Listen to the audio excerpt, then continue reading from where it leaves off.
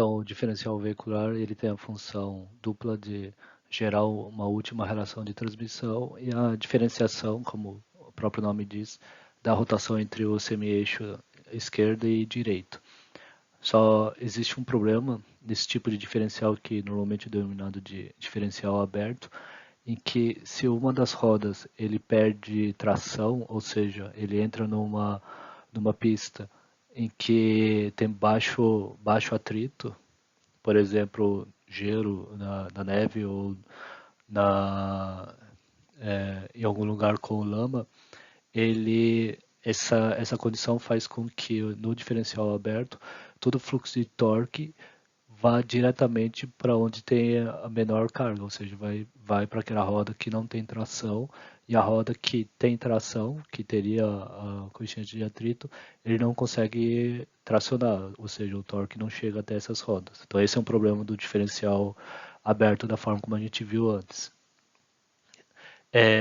Então, como uma solução para esse tipo de problema, foi desenvolvido alguns sistemas, são diferentes mecanismos de travamento do diferencial, ou seja, a ideia é quando existisse essa dificuldade de tracionar o veículo por causa do fluxo de potência, de torque, que vai para aquelas rodas sem atrito, então eu vou travar o diferencial, elimino aquela segunda função do diferencial de gerar a possibilidade de diferentes rotações entre o lado esquerdo e direito.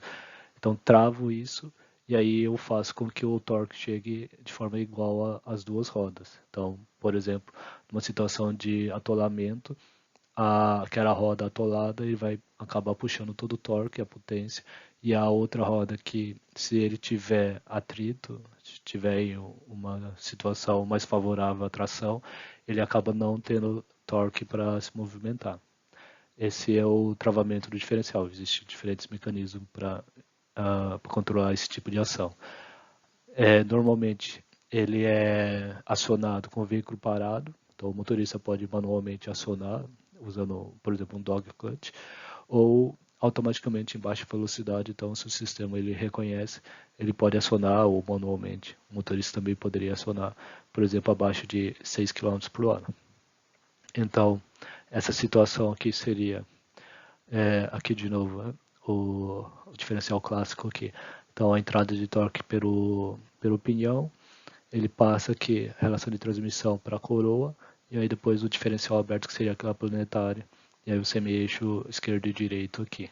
Quando a roda, uma das rodas aqui, ele patina, ou seja, ele não tem atrito suficiente para gerar força de tração, o torque ele vai ser puxado diretamente para aquela roda que não tem tração, e a roda que teria tração, que poderia ter tração, ele não recebe o torque. Então, uma característica do diferencial aberto é essa de ser suscetível a atolamentos por perda de fluxo de torque naquela roda que tem atrito.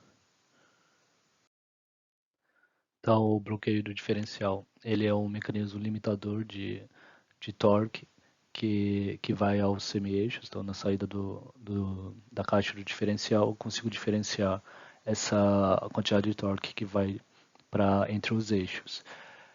No limite, esse sistema então ele bloqueia completamente a divisão, a tendência do torque ir para aquela roda não sem atrito, e faz com que metade do torque vá para a roda direita e outra metade para a roda esquerda. Esse seria o 100% do sistema bloqueado, que seria como se fosse um sistema rígido, sem diferenciação de rotação entre os dois lados aqui. Existe um coeficiente de travamento que é definido como sendo que a razão entre a diferença do torque da direita e esquerda, então esse TD aqui é o torque da direita,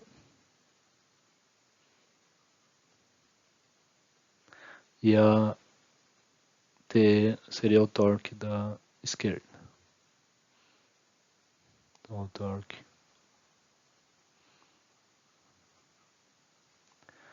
da esquerda. Então, essa razão aqui da diferença entre a direita e a esquerda dividido pela soma entre os dois torques, ele me dá um coeficiente de travamento aqui, que é o indicativo de quanto que esse bloqueio de diferencial ele atua. Se for 0%, então os dois lados aqui, os dois lados do esquerdo e direito, os torques forem iguais, a diferença é zero, significa que o diferencial está trabalhando como se fosse um diferencial aberto, que sem nenhuma limitação. Quando ele chegar a 100%, significa que, nesse caso aqui dessa fórmula, a definição da fórmula, que o torque está completamente direcionado à roda direita e a da esquerda está sem torque. Então, é um coeficiente como indicador de quanto de travamento que está no diferencial. Alguns valores aqui de referência. Então, para veículos da linha de passeio, normalmente se trabalha lá alguma coisa próxima de 17% quando eu vou travar o diferencial. Quando é o veículo de passeio também, uma tração traseira, existe uma variação que chega até 50% então, desse coeficiente de travamento. E veículos comerciais, que têm inércias maiores, eu vou trabalhar com coeficiente de travamento acima de 75%. Mas aí o momento do acionamento e a forma como se aciona ele vai variar de veículo para veículo, em função da condição do tráfego lá que o veículo está trabalhando. Existem vários mecanismos de diferenciação. Eu vou citar algumas aqui, a gente vai ver ao longo dos tópicos aqui o funcionamento de algum desses tipos de diferenciais com o sistema de bloqueio, mas são tecnologias que cada vez mais a indústria ele desenvolve diferentes tipos de mecanismos, então vocês vão ver que esses são os clássicos, mas podem ter variações delas aí no mercado.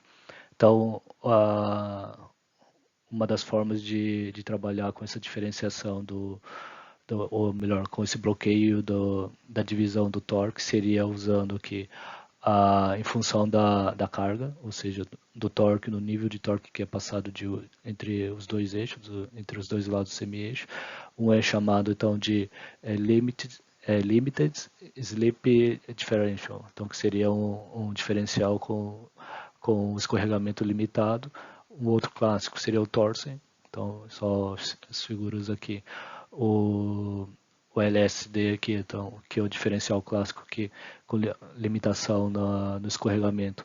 É um conjunto de embreagens que estão acoplados aqui à engrenagem do side gear e ao semi-eixo, e aí ele consegue fazer com que esse semi-eixo aqui seja travado diretamente na carcaça ou melhor, na gaiola do diferencial, e aí o semi-eixo acaba girando com a mesma rotação da coroa. Isso faz com que o sistema trave aqui a planetária e eu consigo equilibrar o torque, 50% por cada lado aqui.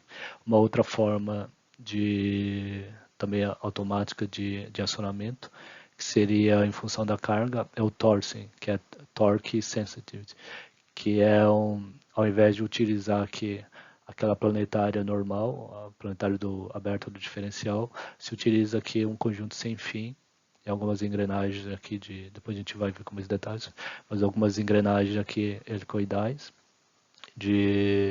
entre o lado esquerdo e direito aqui do semi-eixo, e esse sem fim aqui ele tem uma propriedade de travar a roda se ele aumenta muito a velocidade daquela roda lá. Então é uma forma também utilizada. Como é um sem fim, então vocês já sabem que o custo desse tipo de diferencial é mais alto. Existe uma outra categoria que é dependente do nível de escorregamento, então uma variação desse LSD, que seria Viscosity Limited Slip Differential, que alguns chamam de diferencial Ferguson, que utiliza aqui a viscosidade do fluido, do óleo aqui para frear aquela roda que está sem atrito. Então, o pneu está apoiado sobre uma superfície sem atrito.